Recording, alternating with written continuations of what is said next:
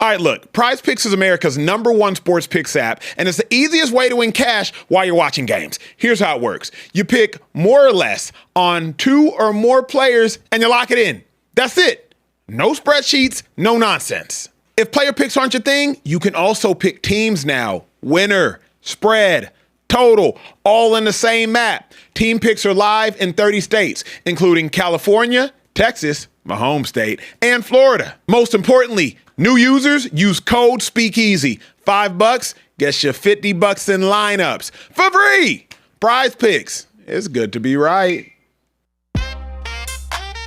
Ladies and gentlemen, welcome to Speakeasy, sophisticated sports talk with the best in the game. And ladies and gentlemen, we have breaking news. Breaking news in the Speakeasy. We never introduced them first, but we have to. We today. have to. Social Trey has a new desk. He finally. does. He does. It's adjustable. He does. It's a different color. He does. It's unbelievable. Social Trey, how we feeling today, man? It's a big day for you. It's been a long time coming. Wow. I want to give a shout out to everybody that stood by me and stood firmly in my request for a new desk. It took a while, but it took a lot of hard work. Yep, it did. But we did it. A lot of super chats. A lot of Do you super want to chats. thank any super chatters specifically who really? Wow. Listen, Go they ahead, know. list them off, bro. They know who they are. Yep, they do. jumped in the super chat. They advocated. They had my back. Yeah. For that, I will never, ever, ever forget y'all. Y'all mean the world to me. Yep. This desk feels amazing. Yep. I had to get the shades on. We had to get 5x the actual price of the desk because you know Acho is just a cheap ass Nigerian. So Oh wow. Oh yeah. We always get the cheap ass Nigerian. Yeah, no, it's just how it goes. He knows it. He knows it's true. But listen, All man, right, it can we feels cut good. him off, Look, please? man, it Kieran, feels good. could you start the We show? got a show to do. It's about a desk, for Christ's sake. Oh, my bad. I'm about to hit a swanton bomb on top of that thing and break it in half, brother. Let's relax. All right, look, we have an amazing show for you guys today. I'm the large human being, nicknamed Carebear, standing behind the bar, Kieran Hickey Simple, and I am joined here today with 2 Nigerian NFL football players. First, the creator of the show, the man with very comfortable with uncomfortable conversations, and also some non-prescription glasses on his face. Emmanuel Acho in the building. How we doing today? Yo, beautiful people. Y'all could be doing anything with your time, and you are hanging out with us. Y'all know the vibes. We don't take it for granted. We got a lot to get to today. Got to cover a little bit of drama, Got to cover a lot of sports, and we're going there. Kick back, relax, send the link to a friend, pour up a drink. If you're watching from the crib, please drink responsibly. Carebear, turn me up. No, absolutely. Acho was a very subpar, actually below subpar NFL football player and a Nigerian football player that played at the University of Texas. Let's talk about someone that was not subpar, a man that's played at a very high level. As a matter of fact, the highest level. Super Bowl champion, former Big 12 Defensive Lineman of the Year, Charles Omenihu in the building. How we doing today, Chuck? Yo, man, I appreciate you. The entrance and the vibe you're giving me, you're boosting me up. So That's what I'm saying. I'm here for I it. feel super good about it, man. You will get that ass busted by my Dallas Cowboys this season, though, brother. So, I don't know about that. absolutely. Cowboys fans always have to. Y'all have too much confidence going into the year. Absolutely. true. And I will continue. Off of something that happened like 20 years ago, bro. Yeah, no, facts. Yeah. We got to kick the tire on Okay, that one. we're going to get there. We're going to get I there. appreciate you having me on, bro. My dog, let's make it a good one. Look, man, we have a lot to talk about do. here today on this show. We got to start off with the biggest news out of the NFL as it was revealed. Patriots head coach Mike Vrabel and NFL insider Diana Russini were caught holding hands, hugging, having a nice intimate moment at a luxury hotel. Interesting. I mean, just, a lot of crazy news. I don't know if Russini's still married or not. I saw a crazy clip of her talking about her husband earlier today. How do we feel about this news with Mike Vrabel and Diana Russini apparently having something going on? So, as the foremost expert on this topic. Put it out there. Come on, bro. Put it out there. Let me just take the sting down. yeah, Let me okay. beat them to the punchlines. Yeah. As the foremost expert on this topic, here's what nobody's talking about in regards to Russini and Vrabel. Somebody hired a private investigator. And why is nobody discussing this? You do realize an iPhone could not zoom in from that distance. you do realize that those shots, those camera shots, were very peculiar and intentional camera shots. That was not a fan that just happened to be wandering through Sedona, Arizona, and was like, oh, is that Mike Vrabel, and who's that mystery woman? No. Right. That was, as the article suggested, like a spy who took those shots with the camera from a distance. So first and foremost, what nobody is talking about in regards to this whole situation is that a PI was hired for this situation. The question I'm curious about is just who hired the PI, right? We are led to believe that Mike Vrabel has been married and is currently married, and Diana Russini is currently married. I'm not an expert in that aspect of it. But who hired the PI is what nobody is yet to discuss. And then also, as a Philadelphia Eagle alum, the next question then comes into, how has the reports from Diana Russini moved the needle in regards to the A.J. Brown conversation? Because after you get past the trauma that this might inflict to their families, clearly on social media we make everything a joke, but there are some legitimate people that might be hurt in this situation and based upon these circumstances. So after you get past the trauma and we get to the ha-has of social media, how's this impacting the saga of all this A.J. Brown news and whatnot? Because Diana Russini has been the foremost expert on A.J. Brown is going here, sources say. A.J. Brown isn't going here, sources say. A.J. Brown is going there, sources say. So there's a lot to unpack here, but that is my first lap and layer. Could we at least be devil's advocate and say that this was just a friendly meetup? Could we do that? Yeah, I'm with that. Could we say this is a friendly meetup? Let's take another look at the pictures. It does. Look, you just got here and you advocating for the devil. Hold on. You already advocating for the devil. Hold on. This gate is crazy. His first take listen. is advocating for the devil. That's crazy. Okay, we do have two pictures on the side. Okay. A hug. Uh-huh. That hug seems quite friendly to me. Which one? To the right. Fair. Yeah. Hold on. Pause though. We're gonna get to her right hand. Yeah. His hug might seem friendly, but get to her right. Kieran, as a person, hold on, ask Kieran, because he's an expert in having a gut. So as a person who has like a gut, like shots fired. When a woman caresses your love handle, is that a sign of something? Like I don't know. I don't know. I've never been in the affair situation like yourself, or the crossing the work romance boundary like yourself. I've never been in that situation. It was a low key situation. It wasn't a low key situation. He knows exactly what situation it was. Hold on, but look, can you answer the love handle question? We can answer the love handle question. I've never had my love handles groped by a woman while in a relationship, but also at the same time, I think it could be something that is friendly. I don't think it's a. Look, they're laying next to each other. It's not like they're not holding hands. Her arms are crossed. They're sitting there. They might just be having a good conversation. Maybe she's built a good rapport with them. While being an insider, I'm not here to just throw stones, and you shouldn't be throwing stones from your very, very fragile glass house. I didn't throw it. But my thing, you also know Vrabel's a player. Yes. So they probably had a long-lasting relationship. Exactly. So here's why I don't disagree with y'all, but let me push back. They were at the owners' meetings, right? We're just going to state facts. Let's just state facts. Let's not opine too much. Fact, they were at an owners' meeting. Owners' meeting, Phoenix, Arizona. Fact, after the owners' meeting, they are now seen in Sedona, which is about 2.5 hours away. Fact, Diana said she was on a girls' trip with like 6 other girls. Fact, none of the other women are pictured. Fact, Mike Vrabel is no longer in Phoenix. He's in Sedona. So the facts are what I just stated. Now, who knows what's actually going on? To y'all's point, I'm not going to sit here and opine. That's why my whole take was simply a private investigator was hired. My take wasn't the most guilty that they sound. Yeah. It is because there was a private investigator hired to take photos of said situation. Who and why? Someone had to know that there might be something there, which is why it looks as suspect as it is. Because to me, it's like who and why. To hire a private investigator, you feeling the way about the relationship now. And I'm not saying that they got anything going on. It could be just, we're super friendly, we're super close. To everybody else, it might be something to look at. To us, it's like, this is how we've been. But whoever hired the private investigator was not feeling the super close and super friendly. Well, I think the private investigator gets hired because there's rumors circulating. There's something happening. We don't know maybe if it was a private investigator or not. I mean, allegedly a private investigator. Well, the article says that a spy That's what the article said. Yeah, They said the spy? New York Post article said someone spy. from Russia?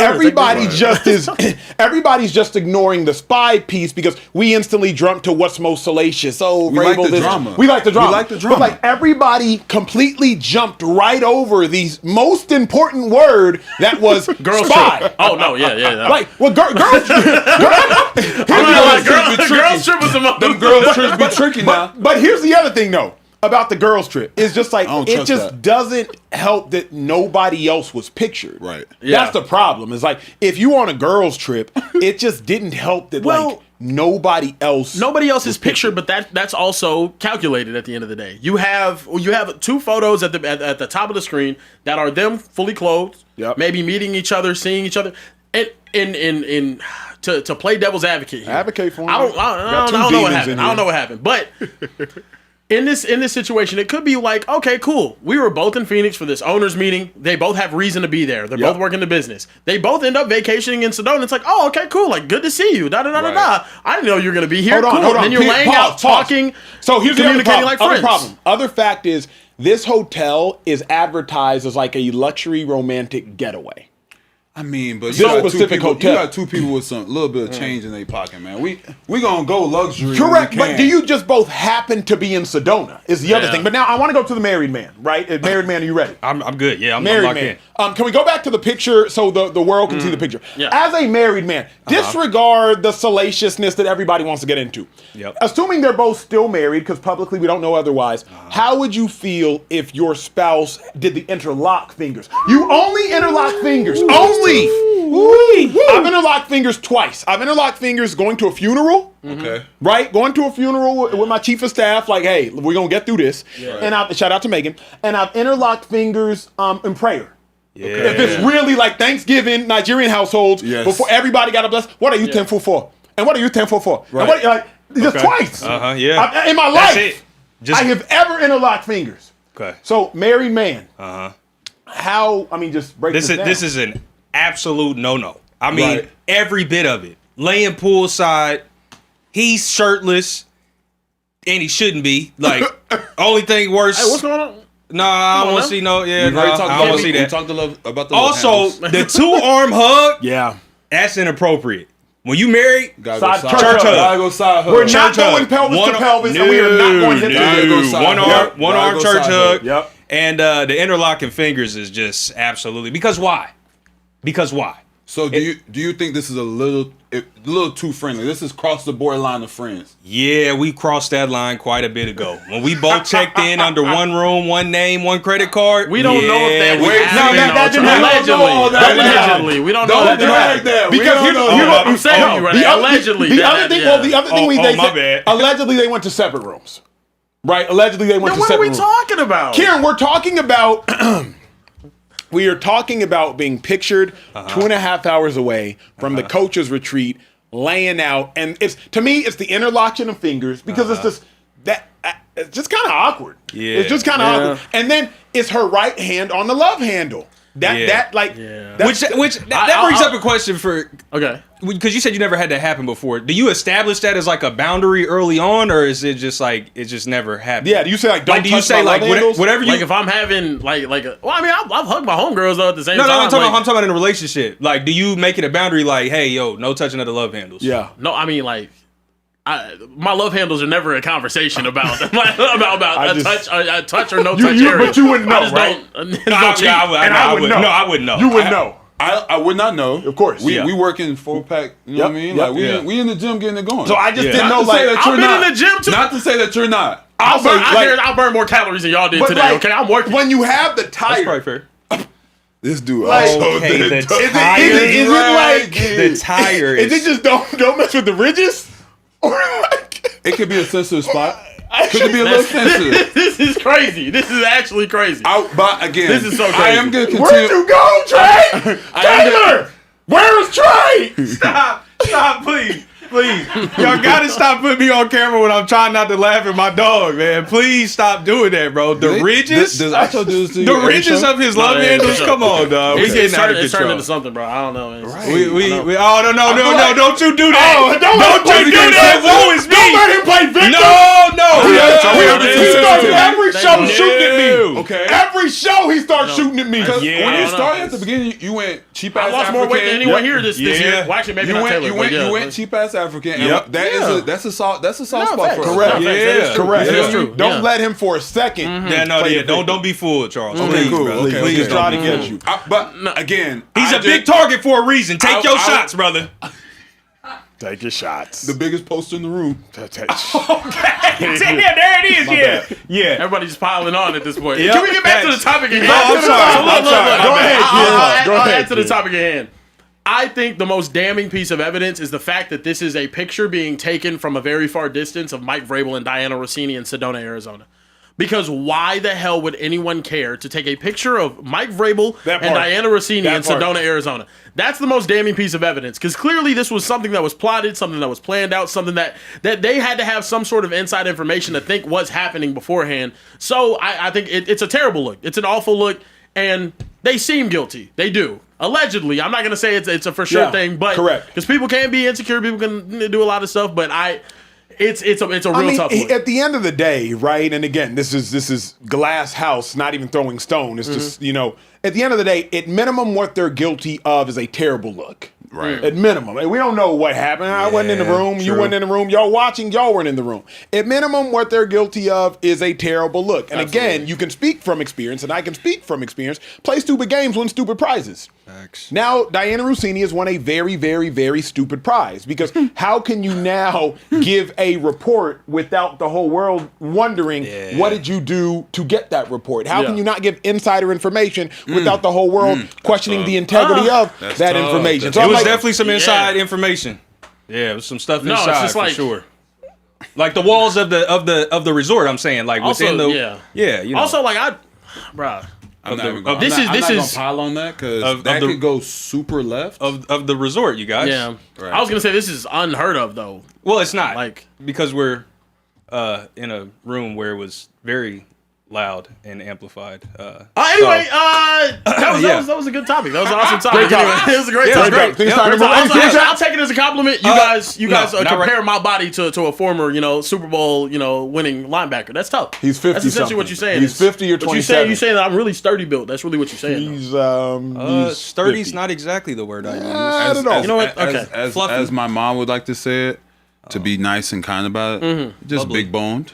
See, that's what I'm Big saying. boned. I'm really just Big boned and see y'all just upset y'all don't drive a wide body bench. big stomach and, Yeah, Tired body. yeah. A lot of love. lot handles. of, yeah. Right. Anyway, go. You're transitioning. You're transitioning. In the Anyway, two- okay, moving forward, we got to talk about the Lakers. JJ Redick, after their loss to the Thunder again, had some choice words for some guys on his team. I'll let you guys take a listen. I just called the early timeout because Rui didn't do his job, and so took him out of the game. I'm not. We've got to find 9 guys that are like all in on us fighting. What led to the exchange between you and Jared Vanderbilt early on in the second quarter? Just a confluence of things. Again, it's not again nothing personal with him. About normal Shut up, stuff JJ. from my end. I think for all of us, being undermanned and we've got to scrap and claw. We've got to all be on the same page. We got to have. Yeah, well, he went on to say DeAndre Ayton can't catch the ball. Vando was a confluence of things he did wrong. Rui wasn't doing his job, so he had to take him out of the game. Do you guys think JJ Redick's comments are out of line? Way out of line. Yes. Here is my problem with JJ Redick. JJ Redick too often speaks in yous and thems Never and I. theys, never I's and never we's. It's always what Rui did wrong, what Vando did wrong, what Reeves did wrong, what Ayton did wrong, and what about JJ? What you did wrong, Mr. Redick? If JJ Redick had the same humility that he had playing the Thunder the second time when he realized, I'm not going to beat them, so I'm going to sit LeBron, Reeves and Luka probably wouldn't be hurt. Because down by 32 points going into the second half, why was Luka and why was Reeves in the game? Because, JJ, you had so much hubris that you thought maybe we could come back. If you're the leader, even if Reeves says, hey, coach, I want to play, even as he's been clutching at his rib for the first half of the game, you would have sat him. So my issue with JJ, Kieran, is that he is going to cause his roster to rebel before they ever win. Yeah. Because JJ has to understand, you're not winning a championship off the back of Luka Doncic or Austin Reeves. You're winning a championship off the back of Rui. You're winning a championship off the back of Laravia. You're winning a championship off the back of Vando if he has to go into the game in game 5 or game 6 because Ayton gets hurt. That's how you're winning a championship, off the back of Ayton. You're not winning a championship off the back of Luka Doncic. Luka's going to do what Luka does. But who's going to win the championship is the dude like Contavious Caldwell-Pope who sits in the corner when the Lakers win their bubble championship and he has to splash down a 3. Right. Who's going to win the championship is a dude like Aaron Gordon or Michael Porter Jr. when the Nuggets finally get over the hump and they have to show up with 18 and 10 and close out games. We know what Jokic and Murray's going to do. We know what LeBron and Luka and Reeves are going to do. But who wins the championship is the dudes JJ's cursing out. That's my issue. And then I just think he's done it a little too often. And I feel like that's just like, you can't be talking to grown men like that in the public eye. Now in the locker room, one-on-one conversations, you know what I mean? I feel like when you might have a bad play, coach bring you in one-on-one. But when he do it in front of the whole team, and he this is in front of the whole media, like everybody can pull this up and look at this and be like, yo, JJ ain't really fucking with y'all. That's how it comes to. And then you got your homeboys and you're like, dang, this how bro talk to y'all. This how, imagine how he talks to them in the locker room. I think he had in his tenure here with the Lakers, I don't think he separated JJ the player and how he would criticize as a player and JJ the coach. You gotta kind of just think about it a little bit more like, yo, how are my guys gonna react to this? Like, if I'm just calling them out in front of the media, nobody want that. And that's just gonna make the locker room split. The next time Vando, you know what I mean, JJ try to talk to Vando, he gonna be like, bro, stop talking to me. Correct. You know what I mean? Like, they're gonna check out. Look, I get where you guys are coming from, but also at the same time, I think JJ realizes those role players are the ones that are going to be responsible for getting them to a place where they can have Luka or Austin Reeves come back and contribute. He's demanding greatness out of them right now. They're going to play 9-man rotations with Bronny on the floor for the rest of the season. For the first round of the playoffs, Bronny James might have to actually play playoff basketball for the Los Angeles Lakers. He is trying to get these guys to give the same amount of effort. What he said also in this interview was, I need 9 guys that are trying to go out there and give it everything, like every single night, because that's what they need to be able to compete. I think so much we criticize coaches for being too relaxed and not holding players accountable and not being on players' asses and whatnot. And now you have a dude that's not afraid to do it in game.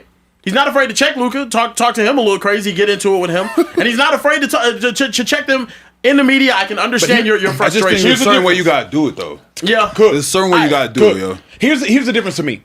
When JJ checks superstars, Luka and LeBron, he forgets their names. Notice, go back and watch at the podium. When he checks Luka and LeBron, all of a sudden it's, we got some guys on this team that just are lazy on defense. We got some guys on this team that only care about one side of the floor. Is that cowardice or is that smart? You can't go saying LeBron and Luka not putting enough effort in. They're more important than you. Here's why I disagree. One, if Shady was here, I would call Shady out on Bruce Arians. When Bruce Arians won the Super Bowl with the Bucks, Bruce Arians said, hey, Tom, I'm going to call you out like I call everybody else out. That's number one. Number two, to Charles's point, you don't have to say any name to the media. Hey, we got to be better about catching the ball, man. We have some guys that just aren't in the right place at the right time. I don't know what we got to do, man. We just had a couple guys that were doing a couple things wrong. You never, Kieran, ever put a name on it at the press conference unless you're putting everybody's name on it. I think that might be him coming from the media side, though, of it all, though. And that's why I said he hasn't separated. As a coach, there's a certain way you're gonna go about it. You coming at Vando talking about some of those things that we was confused on, like that. What happens when he leaves the Lakers? That might stick on his name. What happens? If Aiden don't stick around after this year, that could stick on his name. Then their next opportunity is kind of dwindled because, well, JJ Redick said he can't catch the ball. Correct. JJ Redick said he's but confused about y'all things. Ignore the good work he has done. When he got into it with Aiden earlier, and Aiden kind of checked him and whatnot, Aiden had to realize, I'm going to be sitting on the bench. I'm going to have Jackson Hayes playing more minutes than me. I got to get it together. And then you ended up having the month of March where they ended up going on a long winning streak. Correct. Right. I think it's showing on the court. They were the 3 seed for a reason. There's a lot with of the team that had frustration. no business being there. I think he's actually a much better coach than Acho you give him credit for. I like the fact that he goes out there and holds the guys accountable. I can't agree though. In the media, there needs to be some sort of change. Because Kieran, you got to remember, bro. And as a backup, Because the guys he's calling out are backups. Yeah. Prolific. Yeah. like What? yeah. I'll take the new desk and throw it at you. My bad. crazy. Yeah, See what you wrote me into, Karen? As a backup, as a Vando, if you will. Like, you got to remember, Vando ain't played no minutes all year. That's why I say that. Like, and if you're Vando, you got to remember, Vando was a real contributor last year. Yeah. Like, a He real, true That's true. contributor. On the defense side, he's doing his thing. Everything. Yeah. Now, this year, Vando ain't getting no burn. Now he has to get burned because everybody and their mama's hurt. And you pull him in out of this game for the likes of Bronny and Kleba? Like, if you're Vando, it's like, come on, coach, I'm better than this. You know I'm better than this. Rui last year, if I'm not wrong, was the 3rd to 4th best player on that team most times.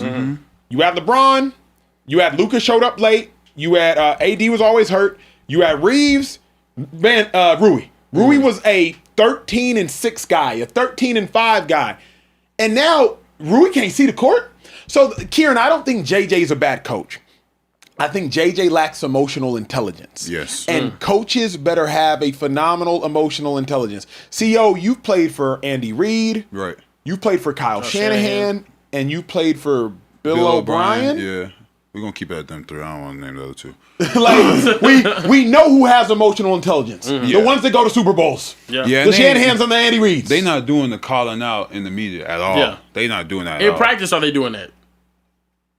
Kyle more so than Coach Reid in practice. Okay. Coach Reid is definitely probably just in the meeting room. Now OB giving it to you. It don't matter where. Yeah. Now he ain't And gonna he's go. not in the league anymore. He not gonna go media, but like on the practice field, OB letting you know how he feel about it. But I respected it though because he was like that to everybody. You know what I mean? Yeah. So like to the point that I told me Keeping it about consistent. Right. Well, who's to say Reddick's not like that though? But bro, In the public, he's in not. the public, he's not. He's not. I saw the cut when he said we got some guys that not giving effort on defense. We know who we know who he's talking about. But all right then, so how that same energy for Vando, Ayton, and Rui? Yeah. And we can keep it solid like that. That's it. Like, Kieran, that's the crux of my point is when talking about Luka, say Luka. Right. How all of a sudden you forget Luka's name? Now it's some guys. But now when it's, bro, how do you have the audacity to say DeAndre Ayton can't catch the ball? Kieran, what a coach told me once is like, bro, everybody knows who I'm talking about. You know Ayton can't catch the ball. We watching. I'm sitting here in the studio watching DeAndre Ayton. LeBron throws him a dime and it's off his hands. Luka throws him another dot off his hands. So you don't need to, JJ Redick, go to the podium.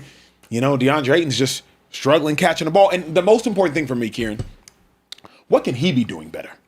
Like, if JJ would have started and ended with, well, first of all, I got to take some accountability. I clearly have not been coaching these guys well enough. Well, I mean, my thing is like, look at his situation though too. He's demanding more out of his situation than he has. And Which that's he's like supposed to to, me. though. But like I know he's supposed to, but my thing is like, bro, they're on a 9-man rotation that has no shot to win a playoff series right now. And they have to play out of their mind to go win that playoff series. But Kieran, they have to play above themselves. This is the point of coaching. My last show, I tell people all the time who ask me, it wasn't good enough. Nah, Acho, you were only on for a year, didn't give you enough time. It wasn't good enough. Nah, I was not that it wasn't good. If I'm the face of the last show and it gets canceled after a year, I have all the excuses in the world. At the end of the day, the buck stops with the head man. So to me, Kieran, you're not that you're wrong. You're exactly right. Yeah. I knew the Lakers was finna get blown out. JJ knew they were gonna get blown out. That's why he sat LeBron James. Because he knew I'm not even gonna play LeBron to get blown out. But the first thing you do when you go to the podium, even if you're lying, you go to the podium and you say, today, I just didn't coach the guys well enough. See, after y'all lost the Super Bowl to the Eagles, what did Andy Reid say? Because y'all were outmatched. I mean, he said that he didn't get us prepared well enough. He didn't drag the offensive line situation. He didn't drag the turnover situation. He just said they came a lot better prepared than we did. And realistically speaking, that's not Andy's fault. Right. Andy can't cover Devontae Smith. Andy can't cover A.J. Brown. Andy can't defend no tush pushes. Right. But at the end of the day, Andy knows to say, obviously, I didn't do good enough. Yeah. It's an accountability thing from him as well. It's too many times where JJ then came on that podium with a lot of attitude, pointing out about the other guys on the team. I mean, at some point you gotta just you gotta know when what's the right time to do that and the wrong time to do that. Facts. And coming on with a whole bunch of cameras, and giving them bait. You're giving them bait. He just gave us bait, correct? Yeah. And we using it. Yeah. Correct. Now imagine how everybody else gonna do it, and then how them players gonna feel about it. Yeah. Trey, get some basketball thoughts in here. What's your thoughts? Heavy is the head that wears the crown, and unfortunately, as the LA Lakers, a premier team in the NBA, as the head coach, a lot is expected of you. We saw it with Darvin Ham. Darvin Ham fell short. The laughing joke was he's undefeated in the NBA Cup. That's his LA Laker legacy. Yeah. He never lost an NBA Cup game.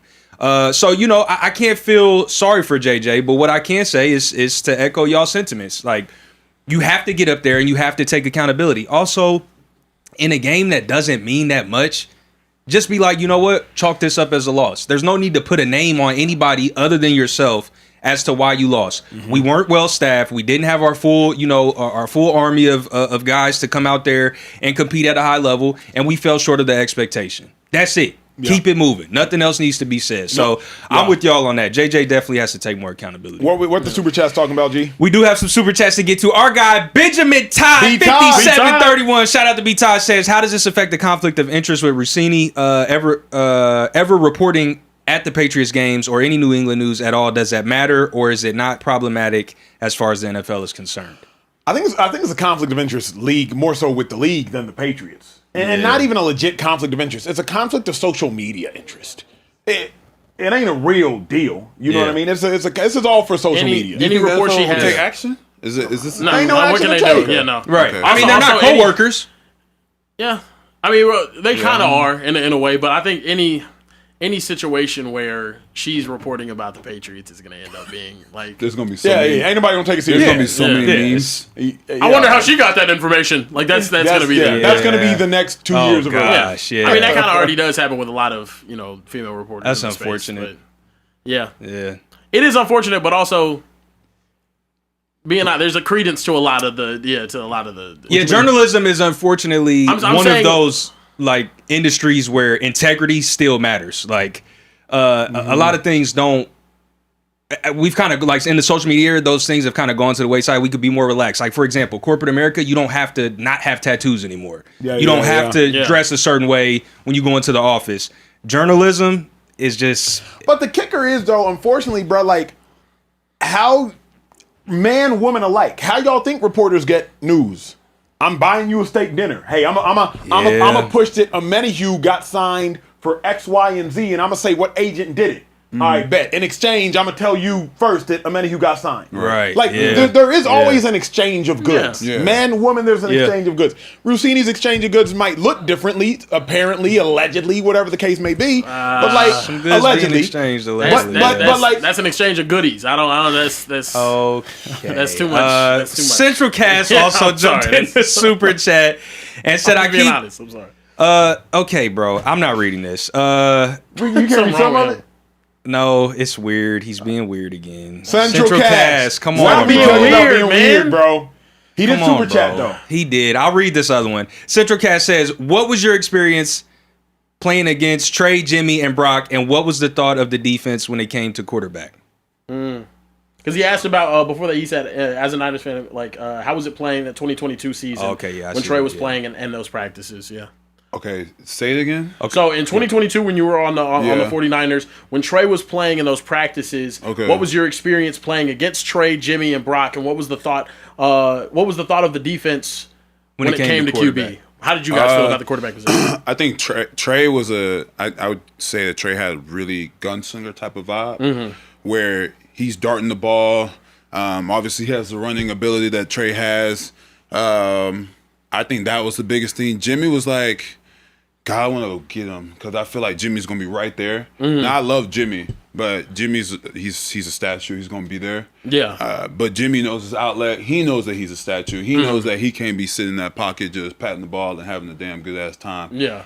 Brock, I ain't gonna lie. You knew Brock was gonna be one of the ones when he got there. Did you? Wow. Yeah. Brock, you played against Brock in college as well? Yes, I did. Okay, I actually sacked Brock. But he just had a quiet calm about him. He had a quiet confidence about him. He was low key dicing us up as the damn scout team quarterback. So you just could see like it ain't just a scout team guy that's just out there just fucking off. Like he's really doing his thing. He's trying to get better with those reps. And so it was crazy, bro. In 2020, you had 3 quarterbacks that really was like, we could go out and win with them. Now, obviously, like Brock kind of took over the stage and did what he did. Now you see where he's at now, but it was crazy. You had 3 quarterbacks where we were like for real felt like good about either one. Yeah, no, definitely. Super chats, any others? That's it. That's all I got for the super chats. We keep it moving. Look, moving forward, we got some news out of the NFL. Lamar Jackson ended up reporting 2 offseason workouts for the Ravens, and Zay Flowers had some things to say about him at their presser. He ready, man. Like, I feel like we answer that every year, and he always ready. So he even more ready this year. He excited about the coaching staff. He excited about getting to work with Coach Deacon. So he ready to go. He want to finish. He want to get a rings. This was a nice statement from him, but also Fox Sports put out this tweet saying who would win a Super Bowl first if Bills and Ravens did a quarterback swap. Josh Allen was a Raven and Lamar Jackson was a Bill. Fellas, I want to know your thoughts. If Lamar Jackson and Josh Allen swap teams, who would win a Super Bowl first? You played against them both, CEO? Josh Allen. I think you didn't. Hold on. No hesitation. You didn't hesitate, bro. No, I didn't. And this is why. I think Josh will to win, no matter if it's pretty, ugly, rains. Like the dude's now. He does turn over the ball a little bit. Mm-hmm. We saw in the Denver game where that game probably should have been over. Mm-hmm. He's running with the ball. I think it hits his leg and he fumbles. Just like little things. Is like, bro, come on, bro. Like, you don't have to do that. You could really just run and just take over the game like that. Yep. And he can make every throw. He's huge, bro. Pause that. Super pause. That's a drinkable Was offense. that a drinkable offense? Yeah, go ahead. You got to pour. You got to get back to the bartender. Okay. Go ahead and pull Yeah, up, that brother. was Yeah. a drinkable offense. My bad, y'all. That's all right, listen. My bad. It's your fault. It's first time. Players fuck up. It happens. Right. It All day. happens. Full It initiation. happens. There you go, bro. Yeah. It happens. Continue with My the take. first easy drink. Appreciate y'all. Yeah, shout out. Oh, okay, yeah. I'll make sure I don't have a pause offense again. But That'll do it. I just think Josh is just a hell of a player, bro. Like this, I don't think he has much weakness other than he turned over the ball a little bit too much. But you put him on the Ravens team, you have Derrick Henry. Yep. Mm-hmm. You got Zay Flowers. You got Mark Andrews. You have a defense that you got Roquan. You got Roquan. You got Kyle Hamilton. You got Marlon. My boy Justin coming back. You got some guys. Yeah. You got some pieces. And the thing that for the Bills, they were saying, oh, he don't got enough guys. He don't got enough pieces. Over the Ravens, he ain't gonna have that problem. True. Now you got him. And I know the Derrick Henry and Lamar thing is kind of crazy, but bro, you got 6'5", 250 in the backfield. Then you go 6'2", 240. Come on, bro. Yeah. I think it's the reason it is Josh Allen is because we knew the answer to this, and we found out the answer to this in 2023 when Lamar Jackson had the #1 defense in football, and Lamar Jackson was an MVP. He's hosting the AFC Championship game at the bank, and Charles Omenihu and the Chiefs go in there and get the dub. Shout out to CEO getting a sack in that game. That was the game where it's like Lamar has had a Bills caliber roster because the Bills have had elite defenses since Lamar's gotten into the league, sans 1 year. So Lamar had a Bills caliber roster, and Lamar had, I think, a top 5 offense in football, and Lamar was the MVP. And Lamar had a home game. That is what tells you the answer is Josh Allen wins a Super Bowl first if he's on the Baltimore Ravens. Because if Josh is on the Ravens, here's what we know. At least here's what you have to believe. I do not believe in 2023 Josh Allen on the Ravens is losing to that Chiefs team. And Omenihu can correct me if I'm wrong. And Pat was cooking that game too. But Pat was cooking early in that game, but the second half, the defense was unbelievable. I don't know, CEO, that with the number. Remember, y'all only scored 17 points in that game. I think y'all won that game 17-14. All right. I just believe that Josh Allen is putting up more than 17 points. Well, he did the game before with the Bills. Against. The Chiefs had to go to Buffalo. That game was scary. Yeah. I ain't gonna he did put up more than 17 against the same defense. That game was scary, bro. Hold on, remind me. So the Bills go to KC. No, we went to them. Dang, y'all went to Buffalo. Yeah, bro. That game was scary, bro, because that crowd was in it crazy. he was just escape. Like this is the thing about Josh Allen that like I don't think the league has truly figured him out. Yeah. What you mean by that? He had 3 touchdowns, 72 rushing yards in that game. With Lamar, honestly, you bring a 5-man rush on him and collapse that pocket, he's drifting backwards, and unfortunately, he might make a play that isn't going to be the best play for the Ravens. With Josh, he going to drift backwards, run around, and he's so hard to tackle, and he's a large human being. See how I fix my blender. He's a large human being, hard to get down, and he can make every throw, bro. Every throw from no matter where he's at. His arm strength is unbelievable. I don't think Lamar has that big amount of arm strength like how Josh does. Yeah. And like I said, I just think you figured out Lamar. You come after him, bro. You close all the lanes.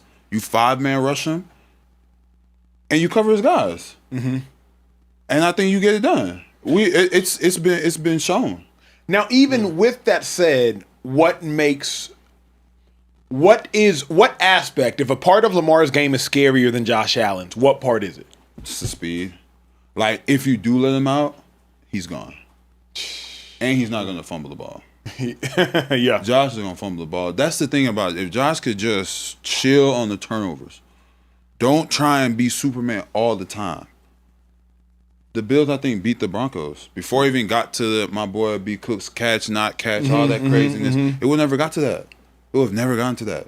They would have won. Your sack force fumble on Lamar. Yeah. It's the Chiefs, y'all in the bank, 2023 when y'all go in the Super Bowl. Yeah. If that's Josh Allen, do you sack him? Yeah. Now I might not strip him like that though. Got you.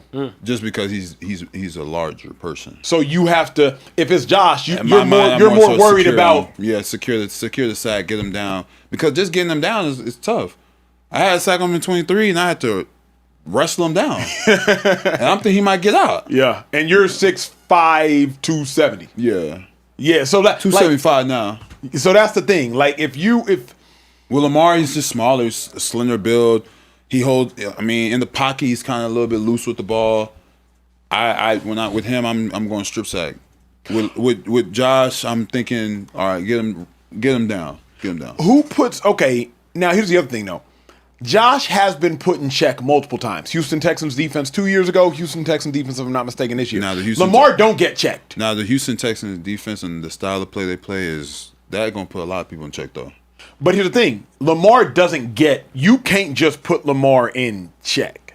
No, but you can frustrate him by the 5-man rush type of deal. The 5-man rush, close up the lanes, don't give him an escape. People in my opinion, some defensive coordinators get scared and they want to spy. They want to do 3-man rush. Man, forget all that, bro. Go get him. It's this film that proves when you go get him, he starts drifting back, he starts panicking, and he puts his eyes on the rush, and then his sack fumble opportunity for turnover now goes up. He's not really, and he can prove me wrong, you know what I mean? But he's not really going in there 5-man rush, getting pressure and going throwing darts. I ain't seen it. I've seen it with Josh. Let me get your 5 scariest quarterbacks in the league to face. Can't count Pat because you played with Pat. No order. Yep. Josh, Joe Burrow,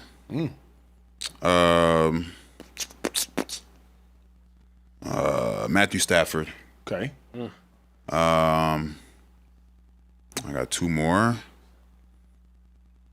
Lamar. Yep. Lamar Okay. for sure. Lamar for sure. One more. And then if I had to do one more, I gotta put my dog Caleb Williams with there. I ain't gonna lie to you, bro. Like somebody that has shown over and over and over that it ain't over until the fat lady sing. And he can run, and he can make every single throw. That's somebody that you got. I respect the hell out of his game. After this past year, I respect his game crazy. Yeah. Because he has shown it in moments where it's like, bro, it's nut cutting time, and he doing it. And he throwing dots. And then he going cold shoulder on your Iceman. Drake, drop the album, bro. Please drop the album. Drop the album, bro. the album. But he's going Iceman on your ass, bro. Yeah. Yeah, get ready to learn Dak Prescott this season, though. He'll be on that top 5 after this. Am I right? Come on now. Commanders fans. Just don't play with the We got a playoffs. hellified D-line coming in. We ain't worried about none Oh, wow. of that. Okay. That is facts. That is true. Y'all got Chase on? We got my boy Caleb Vaughn. Yep. Then we got Owe. Yep. Then they already got Payne. Yep. They already got JK. Yeah. People don't sleep on Tim Settle. Yeah. He's a Russian. He came from the Texans, From right? the Texans. You know he know how to rush. You know he know how to get off. Yeah. You know what I mean? Pause that for sure. Oh my God. Yikes. No, that one wasn't drinkable. I don't wasn't think. drinkable? I don't think it was. Was it drinkable? That was crazy. It was. Was it that bad? It's the He knows how bartender. to get Come on off, now. but just He knows how to But get here's the off. thing, Is a little sip crazy. this one, bro, because Okay, you got to sip- drive. okay. Sip this one, bro. Yeah. You ain't no punk, but just Yeah. you never know. You might have 2 more plausible offenses, and you just Right. sit Right. there. You know what I mean? Yeah. Take You it know easy. what I'm I'm man. like, just sit Take there. it easy. Just So I mean, I half think, second longer to think before you speak. You'll be all right. You'll be good. so I think we got 8-man front rotations deal. Dorrance Armstrong. He's coming back from injury. So we got guys. some dude. dogs. Yeah, We no. got The some more you dudes. talk about the front, I was waiting for another one to come. I was I hoping- mean, was me. hoping Whoa, that whoa, happened. whoa! You was waiting yeah. for what? Wait. I was waiting for another one to come. That's safe. Okay. That's All right. safe. That's safe. That's That's very safe. safe. Seemed like some bias going on in here, Charles. That's not biased. I said I was Because he waiting didn't for want to another know. He can try to sound like another that. plausible moment to come. I'm the new guy. Charles so I is a have to be guest. attacked. He is a If he guest. says it's a drinkable offense, well what? then damn it, it's a drinkable offense. I said another. bad. That's a reach. Be a proper You know host, that's a Karen. If he reach. says drink, damn it, drink. Shut your 3 blind mics looking ass up, Trey. Trey Charles. Hey, they I'm call me trying- Trey That was Charles bad. in the chat. Trey Charles is crazy. That was Yeah. bad. Can we But get we to do the have some next super topic? chats. No, we have some super chats. So I want to get to first though. Okay, yeah, we do. We did get quite a bit in the interim. Listen, JoJo04 jumped in the chat and said, off topic, Curry has one of the worst whistles in the league. If he got calls like SGA, he'd average 30 plus easy. He only gets about 5 to 6 free throws, while SGA gets 10 plus. And with all the grabbing off ball plus the contested threes, Curry takes. He I don't does hate have a that bad take. whistle. He's not trying to get to the cup as much as SGA either. So you're No. going to have a But little bit of he a gets fall fouled off. at the 3 line He does. a lot, And and off the obviously you ball. don't want to call that though. But Yeah. it's Yep. and off ball, yeah. Central Cast also sent a $30 super chat and said, so I technically sent $50, Speakeasy, say the first part, or I'm going to come take that damn desk back myself. And we ain't petitioning for a new chair. The people will ride for me. Pause. Yo, what's going on tonight, man? He paused it though. He did pause. He paused it. No, but he weird though. He be doing What'd he that. say? He is. You really want to know? He's talking. Yeah, That okay. was weird for real. Yeah, it's It's kind of weird. it's not as weird, but it's weird. He's been weirder. he's definitely been weird. He's been very much weirder. been He has a extremely track weird. record. This guy has a Central track Cast record. Yeah, has a Central track Cast has record. beyond Yeah. the track record. Yeah, Central it's like- Cast is the cousin at the He need to be on a cookout list that, like, somewhere. You Yeah. just said He does. Chill. Yes. Okay. Yeah, no. like he's not But he might be the babysitting my funny one. kids. He is the funny Can't come one. to the Okay, cool. function. Yeah. But Like- he's a volume shooter. His search history would fry your brain. Yeah, Central Cast search history would put him in jail for 97 years without parole. Yeah. Central real. Cast, yeah. Hey, fam. With I'm not 97 gonna without lie. parole, right? Yeah, it'd be bad. Hey, Central, bro. That sounds really crazy. 90 years with no parole. parole. Yeah. You're Yeah. wildin'. You're wildin'. Yeah, that Yeah, is no. wild. He is a California resident, though. The penal code is pretty strict out here. Listen, Benjamin Todd 5731 said, it is a blessing to have you on the show, Charles. A drinkable offense. You are officially a part of the family. Absolutely. Come Speaking on, of drinkable round of applause for offenses, that. Round of applause. yeah, we get a round of applause for the drinkable appreciate offense. being on Speakeasy, Yeah, you've man. officially been initiated. Speaking of drinkable offenses, it is one if the world never sees a Lamar Jackson versus Josh Allen AFC Championship. We saw Lamar versus Josh divisional round, yeah. What's the difference, brother? Like, they still going at it. Stakes are a little bit higher. Right. They But just it's want win they want or to see go them home. two. They want to see them two compete to go to their first Super Bowl without Pat in the picture. That's Yeah. essentially what it is. But Yeah. then beat Pat. Man. I'm sorry. The only like that's just not happening a couple Could they of times. possibly get... Nah, Denver's tough. I don't know. They're going to get that. Yeah, Just right. Pat being in the playoffs though, like hey, you couldn't have convinced me this past season he couldn't have just made the Super Bowl again. My dog going to get back to the playoffs? but Super Bowl. Pat could have got to the Super Bowl plead again the had they fifth. stayed healthy enough. What the fifth. happened to the Chiefs before Pat got hurt? I mean, not winning the close games. Last year we won them. This year we didn't. But you don't just stumble into winning and losing close games. So, like, what was the difference? Here we go. I mean, execution at the right time, execution at the wrong time. Certain ways you attack people on offense, as far as the defense scheme, opposed to other ways that you did or didn't. You know what I mean? Like, I just say you gotta let your players be them and go. Let them hunt. Let them hunt, bro, on offense and defense. Yeah. And, Do the Chiefs still have a Super Bowl roster? They gotta fix the secondary. If I'm being very honest, you lose Trent, you lose J Watt, you lose B Cook. Shout out to all of them getting major deals. Mm-hmm. You know, like that's tough. That's tough. Veach. Shout out to Veach. That's my dog. I rock with Veach. He's gonna have to draft, and these guys are gonna have to like go in and go and play. Mm-hmm. Now you still got K2. You still got Christian Fullerton. You still got Noah Williams. Mm-hmm. Noah's young. You know, you gotta get his feet wet even more. K2's a veteran guy, but didn't play as much. When y'all went into the Super Bowl versus the Eagles the second time, did you know like our roster is severely outmatched? No, I thought we were gonna dog them. I'm not even gonna lie to you. But you saw they had Saquon, they had AJ, they had Smitty, they had Goddard, they had Lane, they had Mailata. I mean, okay. I thought we was gonna dog them. I thought it was gonna be a slugfest, and we was gonna get it out at the end. To be honest, because I knew. The only matchup I was like, our line is a little banged up. Mm-hmm. But beyond that, I wasn't tripping on nothing else, to be honest. They had AJ, they had Smitty, I don't think you heard me. They had Saquon, they had Lane Johnson, they had Goddard. They played the 49ers the year before, who had Ayuk, who had Debo, who 49ers, had Christian McCaffrey, who had Fred Warner, who had George Kittle. That 49ers Super Bowl team was better than that Eagles team. Whoa. You got to see, Charles, if you say that and that gets clipped, Charles, they're gonna be tweeting at you for the next 2 years. Yo, what's out the mud? Boys out the mud. We got Charles Omenihu. The 49ers, the 49ers team that we beat in the Super Bowl was better than the Eagles team you lost to. Okay, come on. Debo, Ayuk, George, Jawan, Brock, Christian, Juice. You also played for them too the year before, so you know, you see. Yeah, bro. Okay. You got that. Yep. Right. On defense, Bosa, Fred, Hargrave, Eric, Fred, Chase Young, Randy Gregory, Dre Greenlaw, Demo, Various. What's C Ward on that Lenore defense? Yeah, Ward was on that Ward team. was there. Ward. That team was crazy. That team was stacked, bro. So y'all just got worse. I'm trying to. I just think that we was a little man down. You play the Eagles. Y'all repeat Super Bowl. What Super Bowl is it? 56? I don't remember the names. Was this past year 60? No, we're not 60 yet. It would have been a bigger deal. Okay, Eagles play the Chiefs in the Super Bowl. That same team 10 times over. How many times do the Chiefs win? 10 times over? Y'all played. Yeah, it was 60. Yeah, 60 was the most. So it's 59. Okay, so Super 58. Bowl 59. Eagles Chiefs. Y'all replay that game 10 times. How many times do the Chiefs win? Man, I mean, I think we get 6.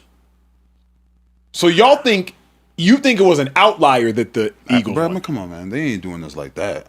Come on, bro. 40? A 40 ball? It was 40-6 at one point. 40? Come on, bro. 40 is tough. 40? I didn't think we getting a 40 ball on this. In my life, never. 40? That was the worst and game I've ever seen. You want to do me for having my reaction on the silent 40? Come on. You was crying. I was crying. Yes, I was, and I'm okay with it. Pull that up, Kieran. Okay. We have to. He getting I got your back. If anybody got your back, Charles, I got your back. We have to. In the speakeasy. We did a whole 25-minute segment on me crying about getting married. So if you want to cry about getting your ass destroyed in the Super Bowl, you can do that. Let's see if they can. Oh my God. Whenever you're ready, bro. Yeah. You know what, man? That's okay, bro. Never mind. The thing is, Acho never played at a high enough level to cry like that. The emotions came from. Okay. The emotions came from. Acho cries because he dropped $5 out his wallet. The year before, I wasn't able to play in the Super Bowl. Yep. When Wait, hold on, bro. Hold on, Charles. Take it full again. Karen, get your pause button ready. Get to the very beginning of the clip. Okay. Pause it right here. All right, bro. What are we doing? You know what, man? We don't have to do this, bro. I'm not gonna do that. I'm not He's gonna do against Yo. Acho. Yo. Do you want to have more guests on the show? From you, I would have never thought. Yeah, that's crazy. That's crazy. Speakeasy. It be your own Nizer brothers, man. That's why I've been knowing this man since I got to college. Yeah. From you, He'll I would turn on never you. thought. Listen, he'll turn on you. Listen, Bro. bro. Going. Not You want playing. to drink? What you talking about? Not playing in the Stone Cold in the sober. last Super Bowl. Yeah. After the season I had, where bro, I just walk on the field. I'm overly good. Yeah. You know what I mean? So like, not playing that, and then you get to playing one in a 40 ball. Yeah. A 40 Yeah. piece. You were balling during the run though, Bro, yes. And then, okay, the playoff game versus the Texans, I had 4 tackles, 2 tackles for loss, strip sack. I'm feeling great. Yeah. Coming to the Buffalo game, I made impact plays in the Buffalo game. I'm feeling good. Yeah. And then it's like, you don't know if you're gonna be back. And then they had John gripping come the back, sheets in the And then Super I come Bowl, back, man. and then I come back, and then we go 7-10. And then you see Man, Kenny bro, Pickett get come in the on. game. And then I would have been okay if it was tough loss. That they came belt to ass. They had y'all biting the pillow, bro. It was Bro. tough. Like when is it gonna stop? Pause. I know. I mean, when is it gonna stop? Well, hold up before we go. What happened? Are we reading it? We have to now. I have to go back and find it. What's Give up, me a he said second. Central Cash send a $50 and $100 super chat. Oh, we gotta read it. Yeah, Speakeasy rules, Charles. If they send $100 super chat, you just have to read it. It's So are we getting doing good today? I feel like We're doing great. We're We're doing great. Okay. Ask Acho for a Yo. percentage of the super chats because they've been booming with you being here. Okay. I know the deal. So- I know the deal I'm gonna ask for. And I'm Nigerian. Yeah. I know how to get Yeah. correct. I know how to get Scam on scam correct violence. deal. I like this. Scam on I scam know how to get violence. correct deal. You Yeah. got the 4-9 for me, guy. Yeah, Acho, you got it. Read the super chat. It's okay. It's okay. So he sent a $50 one and said, say the motherfucker, Trey. I'm tired of you playing. Pause. Then he sent $100 and said, I'm sending $200, so I'm sending the video later. I'm coming for your ass, Carebear and Trey. No pause, all play. That's crazy. See, that's He ruined it, but here was what the original lost super me. chat said. You lost. I'm coming for your ass. No pause, all play. Ain't he? He said, I keep looking at Acho's ingrowns on his neck. What? Yeah, you need a girl, my guy. Anyway, as a Niners fan, so that's when he started the Niners As a question. man, why you look upon hair on his neck? Yo. That's crazy. Okay, no. Oh I see why. I told you, Central Cast a little That's weird, search bro. history, bro. That search Castro history, weird. I'm Bro, telling he's you. beyond weird. You better be in incognito mode every time you open Google Chrome. You better go to private Central Cast because VPN, all need of something, it. if they ever search your Google history, and I'm not saying What I you know need you is Central here. Yeah, Cast. you need Duolingo. I would hate to see after the shenanigans he pulled with Care Bear in the dress, twerking, looking back at it and shit. I would hate to see what his Central AI Cast. No, shit he looks made like. AI pictures. made bro. AI. It was bad. It was crazy. It was There's crazy. something wrong with Guys, him, bro. you got too much time on your hands, bro. Way much. too much, Way too brother. much. Way too much. All right, where Way we too at, much. Kieran? Okay, look, moving forward. Goodness gracious, bro. Golly, bro. The Texans have exercised their 2027 fifth-year options for both top 3 rookies that they took back in, I think, 2022. C.J. Stroud and Will Anderson. Stroud is now due $25.9 million US buckaroos, and Will Anderson is due $21.5 million. Both players too are rich. also extension eligible. The Texans making big moves, trying to keep their guys a little bit longer. Do you guys expect a Super Bowl out of this Texans core? I don't expect one. I know they'll get one. Dude, Yeah, I know they'll get one. What? Here's why. The Texans defense CO is not good. They're not great. They're generational. They are in that 2012 Legion of Boom, 2015 Denver Broncos. Like, they are in that rarefied air. You know defense, I know defense. Far too often people throw around the word generational for good. Generational for really good. No, the Texans are legitimately generational. Because of that, I think the Texans can not only get to a Super Bowl, they will consistently be in Super Bowl conversations. Will Anderson ain't going anywhere. Right. Daniil Hunter still probably got 2 more good years left in him. Linebacker, Azeez Al-Shaair, he liked that. And truth be told, the Texans don't need great linebackers because I D line hunts. Secondary, Bullet, Sting, Lassiter, none of them are probably going anywhere. Right. And Peachy probably not going anywhere. Right. So as long as you can keep them, you Gucci. So for me, I don't know how the Texans don't win a Super Bowl, given how good that defense is. I don't think they're going to be able to keep the whole secondary, though. Because, Sting's already paid. He ain't going nowhere. yeah, but Bullock is going to demand. Yeah. I think he had 5 picks last year. He did. Then Lassiter, dog. Yeah. He's going to demand some money. Yeah. Trust me. Like, if Sting leaves by like a 30 ball, Lassiter, if I'm you, nothing less than 25. Yeah. No chance. And if I'm Bullet, I'm trying to be the highest paid safety.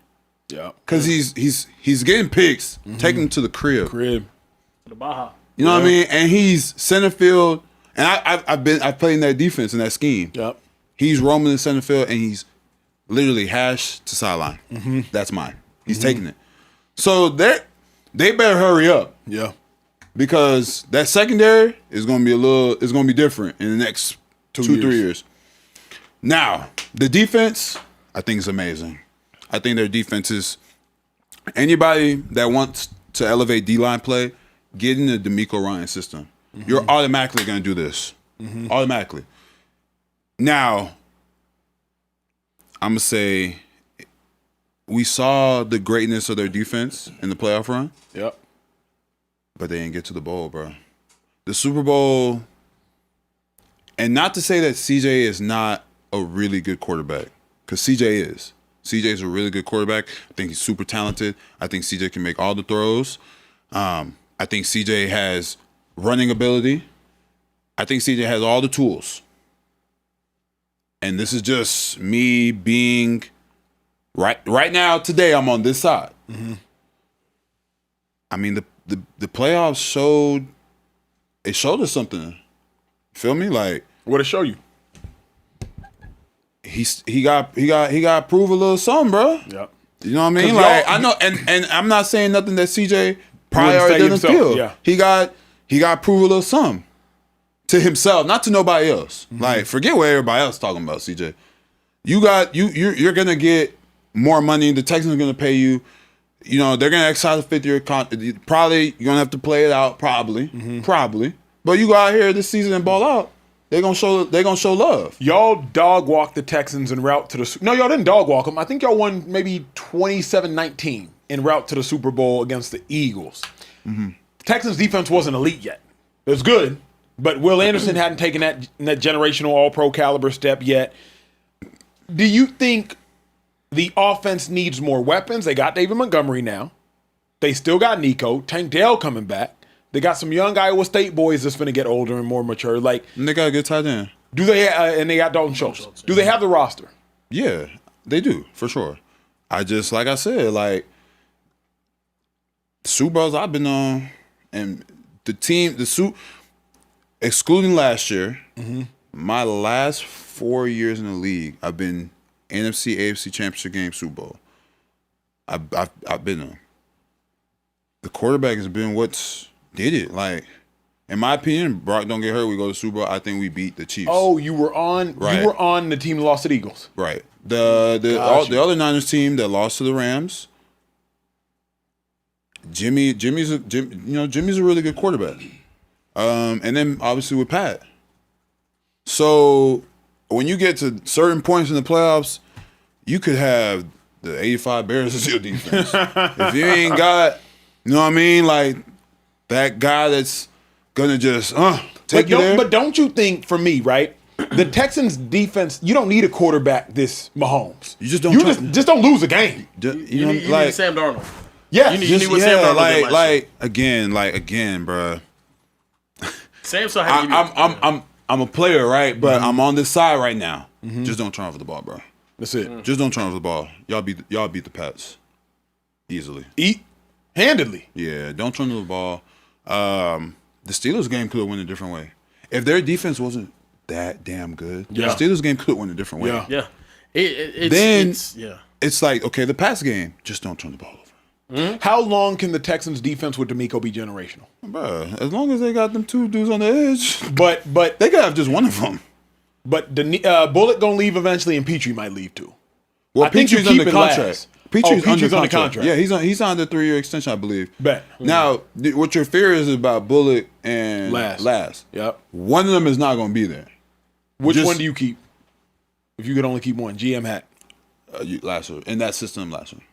I think you can find a guy that can roam.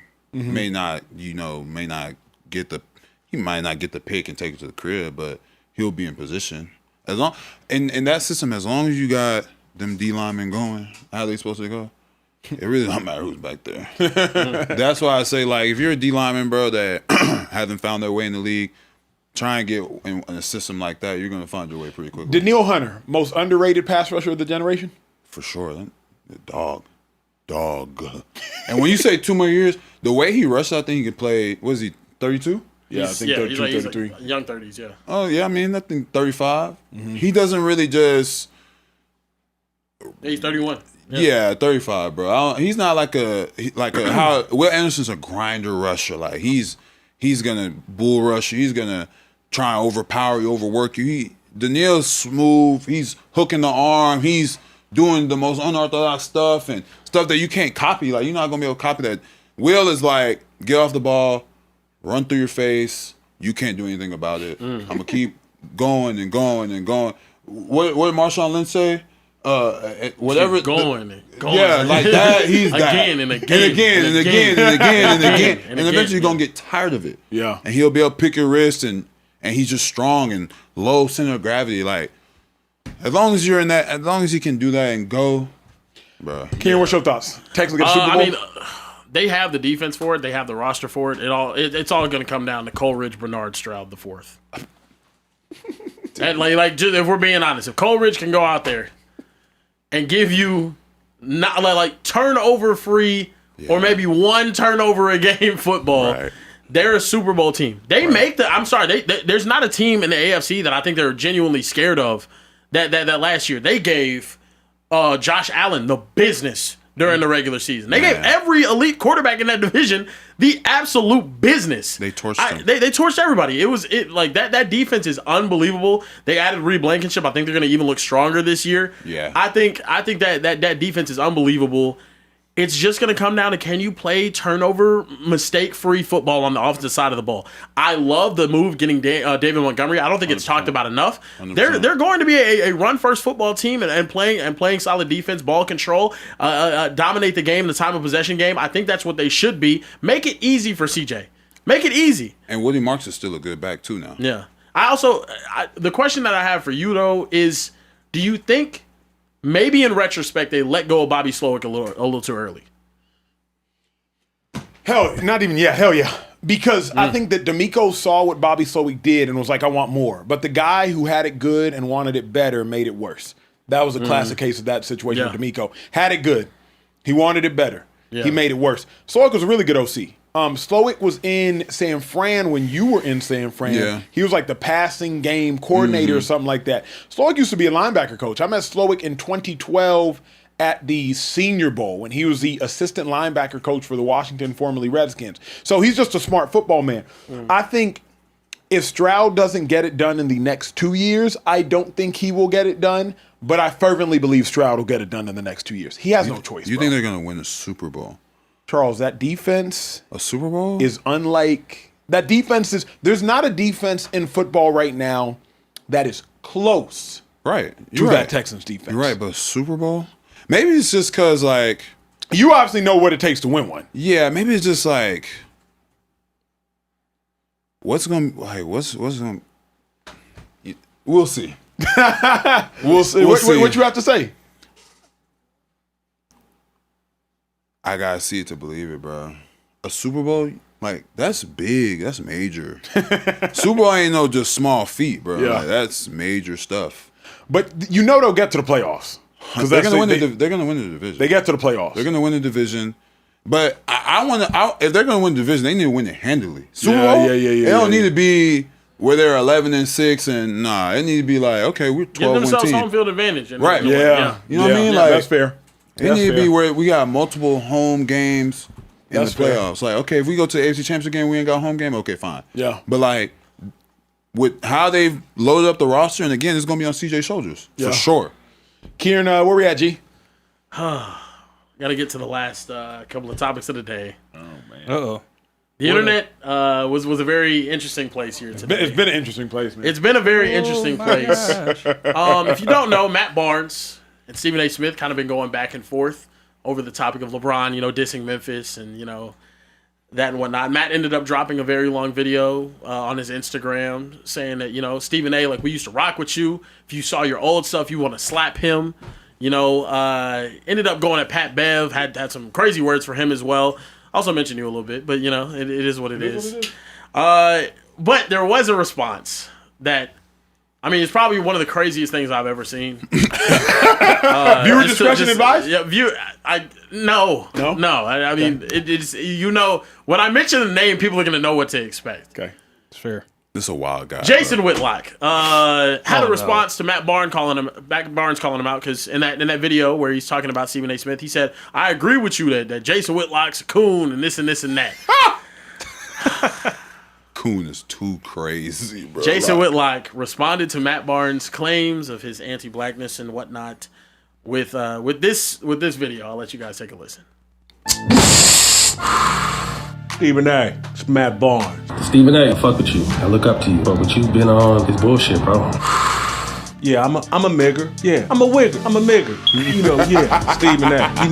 Those of us that are retarded, like me and you, we both retarded, and we both are Negro wranglers. It's our job. The amount of not give a fuck. Stephen A. Now I know when I was in high school and growing up, all my friends were white. I know I'm not black, but it's our job to keep these Negroes wrangled. And that fat piece of doo-doo, Jason Whitlock, we both agree we got to keep this Negro in line. And so Stephen A., I'm telling you, I'm gonna go into character and pretend that I'm black. You go into character and pretend that your IQ is over 60, and we can stop this fat piece of doo-doo, Jason Whitlock, because it's our job to keep Negroes dumb and stupid. When did your album come out? June 37th, be ready. I'm doing my part. I'm on here smoking weed.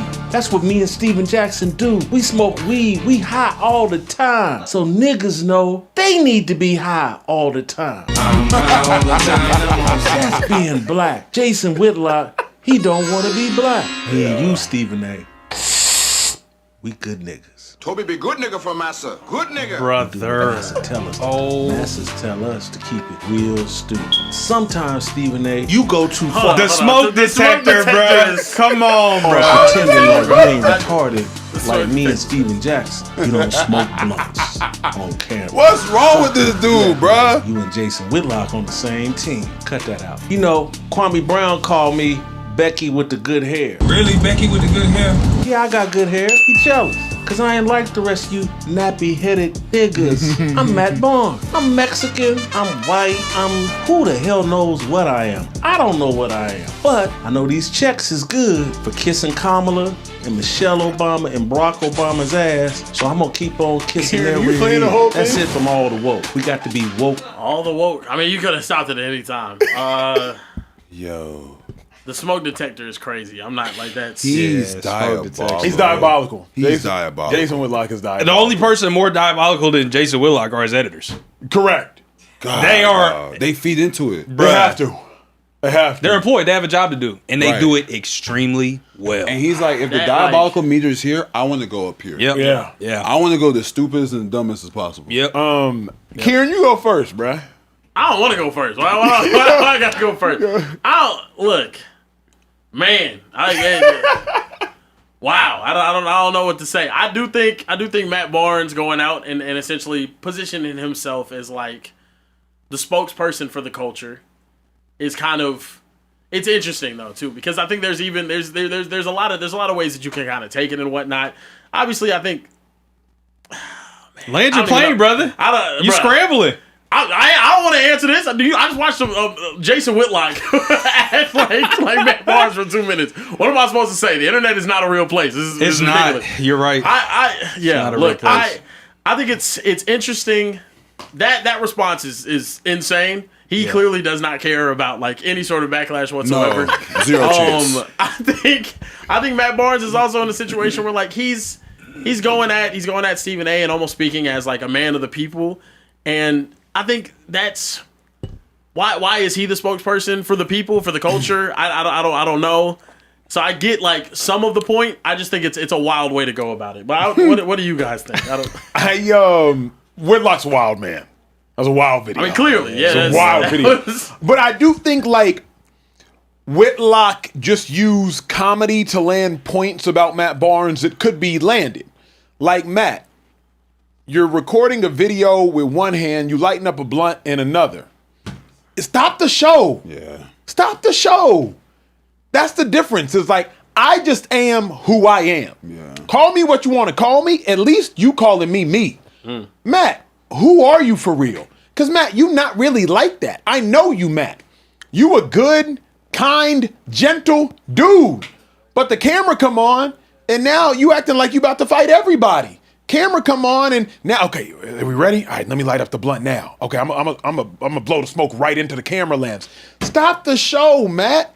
Just be Matt Barnes. You ain't gotta be in character all of the time just because you reside around Hollywood. It's not all has to be an act. You can actually just be who you are. That's why I think Whitlock took it to the heights that Whitlock took it to, is because it's like, who are you for real? I think we live in a society where everybody be trying to act hard. Everybody be trying to act tough. Everybody trying to act like they about that action. Everybody trying to act like they ready to throw hands at any second and any given notice. No, you're not. And that's okay too. You ain't got to settle everything with like, but you can't whoop me though. So to me, I think with the tension that Matt is running to, and the only issue I ever have with Matt is like, bruh, who are you for real? And also, black people don't need to be a monolith.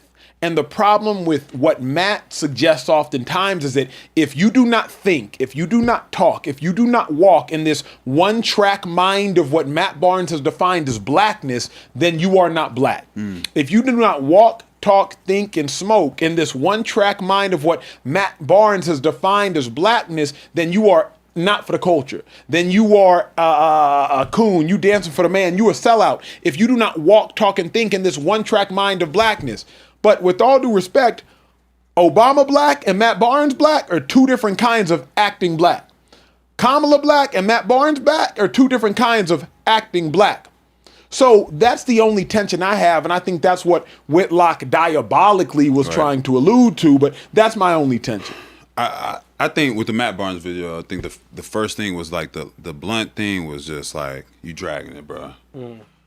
I think that was his way of symbolizing like, this is what black people are supposed to do. I'm like pro-black, like I can relate to the black dude on the corner on the side in the projects.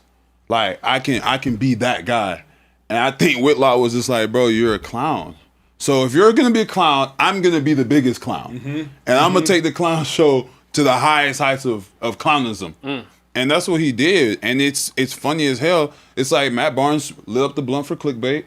Well, Jason Whitlock gonna go white face. He gonna have the hair. He gonna have the whole shenanigans, and it's clickbait, and it's funny as fuck. You know what I mean? So like, shout out to Jason Whitlock, bro. You're a funny ass dude. Keep doing you, Matt Barnes, bro. We gotta like, you can be pro black, but just do it your way.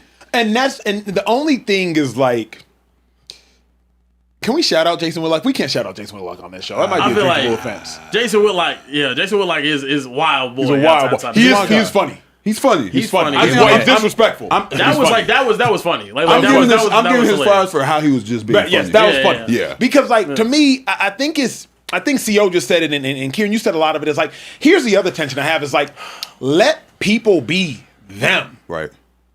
So long as them that they're being isn't intentionally malicious, it's authentic, and isn't intentionally degrading, and it's authentic. Yeah. Like, let people be them. We sit in the studio a lot of times, and Kieran, I think there's tension oftentimes, maybe between you, between me, between you 2-5, between you, T, you and Trey. You're Gen Z. You're like Gen Z cats is different. Yeah. They're just for better or for worse. Like Gen Z cats are just they're very different. We're both Gen Z, bro. No, but like, but what I've had to learn is like, that's just them. Yeah. And we millennials are just us. Like, it's not, I'm not finna. They grew up with iPads in front of their face. That's a completely different upbringing than being outside every day.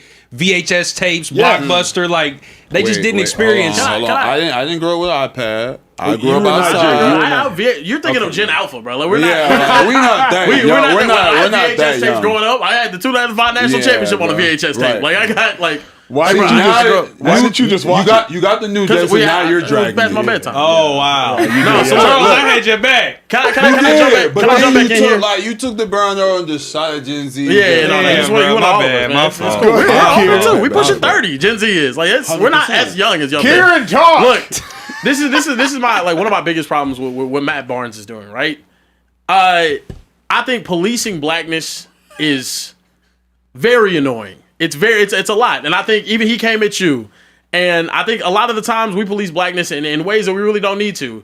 You've been discredited for being black because you're Nigerian, or not being black because you're Nigerian. I have Caribbean roots, so I've been discredited for being black in a way. Also half white.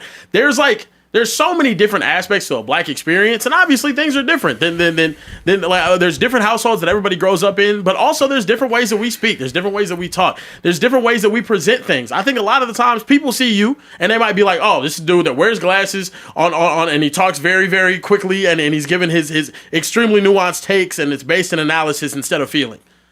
And it's absent of feeling in a lot of ways. And I think a lot of people view that and they're like, "Okay, well, he's not reminiscent of me, so he just must not be as black." And the policing of it is my frustration, right? Even whenever it comes to things like politically that Matt Barnes is bringing up and whatnot, I think it's limited though. Like, Matt Barnes, can you tell me who the lobbyists are that are funding the campaigns for the politicians that you're gassing up? Because I swear to God, like, if you really look into it, a lot of the times you're gonna have a lot of stuff to say about what they're actually funding, but. There's not is there genuine education, research, everything that you're doing. Obviously, you love the fact that you're going on a platform, you're learning more about the agendas for these different politicians. But I hate that blackness has to be policed in so many different ways. Obviously, there's some things that are very anti-black policies on certain political parties and whatnot, and I get that.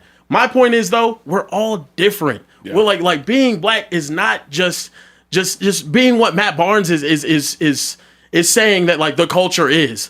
It's not just like blindly supporting Deion Sanders and not holding him accountable for you know what I mean, having like maybe some coaching flaws or firing a coach mid-season. Like I hate that so many times there's this policing of blackness or black culture when it's much more vast and diverse and unbelievable than what people want to limit it to. Right. Black people are inventors. We are fathers. We are mothers. We are culture in this country in itself in so many different facets. So to limit it to just one aspect of it all, I think is very annoying. Yeah, and that's what Matt Barnes, in my opinion, a lot of what he says is very reminiscent of, and that's frustrating. It's frustrating. I also think it's like, for me, it's always like, hey Matt, what's your intention? Because Matt tries to placate to one ideology and then stir up the fire and galvanize a crowd for one specific ideology, as opposed to being like, you know what, let me try to see it how you see it, and why do you see it how you see it? Instead, it's just like, bring out the torch, light the fire. And so to me, I think that was really well said. Kieran, what you got to say, Trey? Well, first let me start by saying, in the video, Matt says, your own crew don't even rock with you, Acho. Matt, this is an invitation to please put a name on that, because I know that I rock with Acho. I know that Kieran rocks with Acho. Yep. We know for damn sure that Shady rocks with Acho. He's been rocking with him for a minute. So I did have a question about that. Now, to somewhat defend Matt, because this isn't his fault. This is the diaspora's fault as a bigger picture. We are not on the same page as a diaspora of what we want presently and generationally for ourselves. What change looks like, what our liberation looks like, what we want to have, what the goals we want to attain. So we are going to constantly, until we get on the same page, have this divergence of thought and action and what black should look like and what pro-black is and the things that we should focus on. Is it the political realm? Is it the systemic issues? Do we just focus on our family at home? And if we do that collectively, then we'll all rise. Do we need to take down the white power structure? All of these different things that are all a factor in what it means to be a black American, but we're not on the same page. So to me, it just makes sense that Matt Barnes has the take that he has, and then somebody that is of the same creed and color like Jason Whitlock can have the take that he has. Because we are just worlds apart when it comes to what we want as a people. You're going to have a difference of opinion.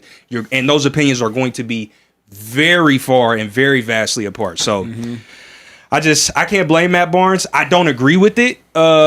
His caping for the culture as like, this is what the one thing we should be doing, because there are a number of things, but I can't really hate him for his take. But it minimizes the mind and the experience of the black person. That's my tension. Yeah. It's like you don't minimize the mind and don't minimize the experience of black people, because if Matt is pushing this agenda that black people must think, act, walk, and talk like this, or you're not black, it becomes incredibly dangerous, because now if you want to be black, I got to look like Matt Barnes black. And what's Matt Barnes black look like? Because that rap sheet looks like a type that you might not want to be. With all due respect, Matt doesn't want to be me. And I, for sure, don't want to have to go through what Matt has gone through.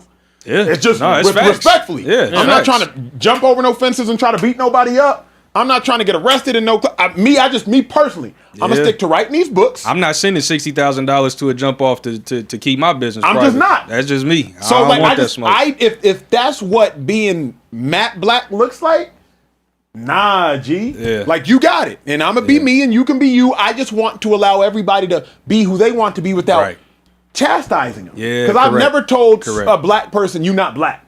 That's crazy. That's crazy. Can we control the environment that we grow up in, or the situations that we've been in? Like, no. Just let it be authentic, bro. Like, that's it. Why are people trying to make law of what a skin color is supposed to be and what they're not supposed to be? Man. Like, can't just be you, and whatever you is, fall in love with that and bring that to your kids. And if it works, it works. If it doesn't, it doesn't. But as long as you're authentic and you feel like this is right, then keep it pushing. Yeah. Where we at, Kieran? It is what it is. Also, in the news right now, Stephen A. Smith came out and had something to say about, people having a lot to say with him. He says people, including athletes, have been trying to get him fired, but he's untouchable, and tells everyone to be careful what they wish for. There are many folks out there who want me done. They want me fired. They want me taken off the airwaves of Sirius XM. They want me taken off the airwaves of ESPN. Good luck with that. Whether it's ESPN or whether it's right here with Sirius XM, do you know why I'm not worried about these athletes? Because they can't touch me. You got folks out there that want me canceled. I want you to imagine for a second that I'm no longer working for the mouse during my day job. There's no more ESPN. There's no Walt Disney. And there's no Sirius XM. And whatever else I want to do in the YouTube stratosphere, and also whatever else I want to do in the YouTube stratosphere. Do you understand there would be no barricades, there would be no barriers? Do you understand that would unleash me even more? Careful what you wish for. And that was what Stephen A. Smith had to say about this. Let me kick this one off. That's spicy. I love Stephen A. as a personality. Like, what Stephen A. has built has been absolutely incredible. But when I listen to what Stephen A. is saying, I'm reminded of that saying, that verse, that quote, pride comes before the fall. I'm not wishing any fall on Stephen A., but Stephen A. just seems so, like, unhinged, untamed, uncontrolled. I will do what I want. I will say what I want. I will go where I want, when I want, and who gonna stop me, huh? Like, and not even the Stephen A., that's not true, because Stephen A., you've earned that right. I just think there comes a reckless perspective when you live an uncheckable life, when you live a uncontrollable life, when you live a life without balances. And so that's just what that quote comes off as. Stephen A's earned it. He's earned the right. He is the best sports personality on television by the numbers. Don't really care about your opinion, because objective data suggests by the numbers he's the best sports personality. But to me, like, Stephen A. just talking like something can't get snatched from you in a moment's notice. You know what I mean? And it's not like he's an athlete where you could tear an ACL, tear an Achilles, whatever, but like, Stephen A., like, you're not God. Right. We all can be humbled. We can all be humbled real quick. That statement is like, hey, fuck you and what you think about it. I'm him. That's what that statement give off. And I mean, he has been a big media personality for a long time. Since I've been watching sports. Not even talking about since I've been in the league or college, since I've been playing at college level. Since I've been watching sports, bro, he's been that guy. So obviously, when you are crowned the king of media, you're gonna feel that way. But damn, to talk like that, he basically like, it don't matter. He basically is sending a warning to y'all. If y'all do somehow get me fired, I really then can have no bounds. Correct. And I can say whatever I want. And then I damn near can be just like air out stuff that maybe he knows in the back of his head about player X or organization X. And I can really just blow this whole motherfucker up. I mean, he's already doing that though. Like he has his own YouTube channel. He's talking about politics, whatever his like internal or personal interests are on his own platform, which I think a lot of people should be doing. I think actually, as a matter of fact, the TV model in terms of our generation is not something that we watch a lot of. Like it's how often are you really cutting on the TV in the morning and watching Get Up or you know what I mean? Something like it's not really something that is there. We like the on-demand aspect of media, so I don't think he's completely wrong saying. There's no Walt Disney is crazy though. Like, the people that own Marvel are just gonna flop out of nowhere. Like that's not gonna happen. I think it's an interesting situation. Obviously, he has now become very aware that his brand is bigger than anyone else in sports media, and it's bigger than anything else. But my thing is though, leading down this path, and this is the same thing that I said before, the pride and the going at and almost dismissing the people that got him to where he's at. That's what I like. That's been my frustration with Stephen A. from the very beginning. Whenever I wanted him, and it went kind of crazy, and everyone was talking about, oh, who the hell is this dude talking about this and this and this? It's based off of like my personal experience with the dude. I looked up to him as a young black kid going like in journalism school, meeting him for the very first time. I felt like, damn, why am I being demeaned right now for looking up to you? The second time I meet him, I end up having another interaction, and I feel demeaned for looking up to you. Like I feel like I'm being made to feel a little bit less than because I'm not where you're at. Bro, I'm 24, 25 years old at the time. It was crazy to me that it was just kind of like a dismissive thing. That's the way I kind of felt about it. That was my personal experience with Stephen A. Smith. And now we're in a situation where he has become huge. He's bigger than most athletes are. That's just fact. Yeah. That he is. And he's not wrong in saying that. But also to say like there's no ESPN without me. I am ESPN.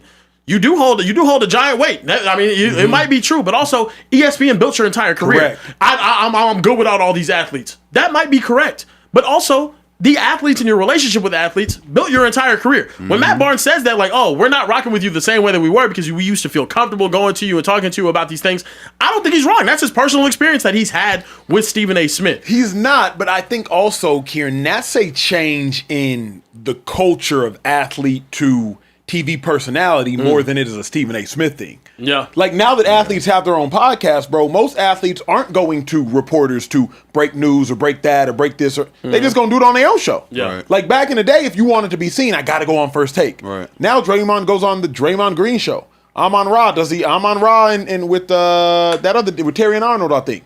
Yeah. Marlon Humphrey, after a game, he just lights up his podcast. So I don't think that's as much of an indictment on Stephen A. The thing that got me is they can't touch me. Right. That's when I'm like, he feel like he bigger than the program. Yes. My thing is though, okay, look, I'm gonna spell it out for you because I'm very much on the side of like working for ESPN was a dream of mine when I was younger. It's not something I like too much care about working with now. If ESPN drops him tomorrow, do you think that's better or worse for ESPN? Worse. Far worse. Yep. If SiriusXM drops him tomorrow, is that better or worse? Worse. Probably even more worse. But look, after that happens, what's more watched? Whatever the replacement is on First Take or Stephen A. Smith doing his own live show on his YouTube channel? Still the replacement on First Take. 100%. I completely disagree. Here's why. But I know it to be fact, meaning this. Okay. It's worse for both. Stephen A. gets done, Stephen A. First Take does 600,000, 500,000 views a day. The replacement would do 300 because that's what every show on ESPN does. NFL Live does about 400. Get Up does about 400. It would do NBA Today's. That's the lowest rating show. It does like 318. Yeah, it's on sports bars across the country. Bingo. It's on sports bars. It's in hotels. It's in Delta One lounges. It's in Delta lounges. He would immediately become the biggest face in YouTube live streaming sports. Yes, but I think at the same breath, like, he's not getting 1 million people watching. He's not getting 600,000 live people watching. Yeah, sure, but the replayability from that live video would do far over 1 million every single day. But the kicker is you can still do that. Yeah. Like it's with First Take. Yeah. That's my thing is like when you get egos like this, CO, when you get egos like this, Kieran, it turns into a lose-lose. Both parties end up losing. So that's where I'm just like, and you hit the nail on the head, Kieran, when you're like, bruh, Stephen A., remember what got you here, bro? He's completely forgot that with that statement now. Yeah. Yeah, he like I said, he's basically telling y'all, I don't need you, fuck you, I don't need you. Fuck you. And then when he went Walt Disney, y'all think he may have gotten a phone call? Like, hey, bro. I think it's a situation where a lot of people are frustrated with maybe how he's been handling things and whatnot. He uses the term canceled, and I don't think that's something that's like just slipping. There's people that have problems with him voicing his opinions on politics now and his own personal stuff. There's people that have problems with the way he's handled like professional journalistic or journalist to athlete relationship type stuff. I think that's a lot of the thing. Like from what I've seen, it's like, I mean, the biggest attack was him and LeBron. Like him and LeBron really got personal for real. Yep. Like it was a real personal, like back and forth beef. That was very telling though too, because how much has LeBron heard over his career? Mm-hmm. Right. How much? Think about it. He's heard horrible things about himself his entire career. How many people have you seen him like walk up to and try to check? Mm-hmm. I think it's just like, and I'm on the athlete side, so I think it's sometimes when you see somebody talk kind of crazy about you. You know, we get a little defensive, bro. We're very like, much so. You know what I mean? We like, hey, bro, like you doing. I'm already gonna hear from my coach. Then we all gonna look at the comments. Yeah. So like, if Acho goes and say that, hey, bro, Charles, in this play, you look bad. Mm-hmm. I might, and then I go look at the comments and all them people trolling my ass. But it started from Acho saying, a dude that got damn near 1 million followers, whatever he has, saying that you look bad. Goddamn, Central Kicks might be like, hell yeah, you look terrible. You know what I mean? Benny 10445 is gonna be like, yeah, you do suck. Yeah. And that's gonna piss you off. That's what happened when they posted 33 tackles over his career already. It's gonna piss you off. It's gonna be like, damn, bro. And then you think, you know, Acho former player, he gonna kind of like look out. Yeah. You look out, but now Acho's been on the side. Can I ask y'all this though? In Stephen A's position, he knows he's the biggest, baddest wolf in the entire area.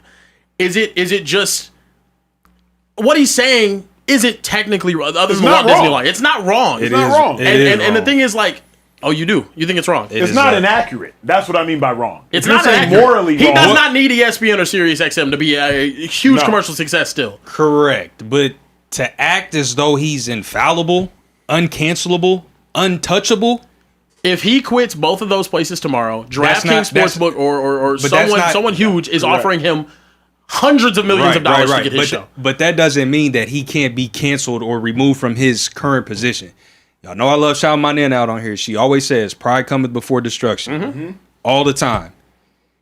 Greater, more impactful, and more historically relevant black men than Stephen A. have been knocked off of their high horse. Yeah. So he is MC Hammer. He is not okay. MC Hammer is crazy. He is not as untouchable or infallible as he's making it seem. Now, yes, if he gets knocked off his high horse, will he very easily get back up and ride a different horse? Absolutely. And that horse will be a huge moneymaker. But what he's ESPN what would do it though? Could and would get him out of the paint if they needed to. He's spelling it out for you. He's saying, if you think it's bad, Come get me off. Mm-hmm. It's going to get worse. Right. That's what he's saying when he said, do you understand? That would unleash me even more. Careful what you wish for. Because he's not going to give a shit after He's going to have no bounds. Yeah. He's going to have no barrier. He'll go straight to YouTube. Yeah. And then he'll do numbers. He'll do crazy numbers. So what I'm saying but he'll still be fired from ESPN. What do you think would get him fired? He'll still be fired from Sirius XM or whatever the situation may be. He has to forcibly resign or whatever. But Charles asked a good question. Like what we get, because the black men they're talking about, they've been knocked off their high horse. They've done something knockoff high horse worthy. Kanye West, right? Yeah.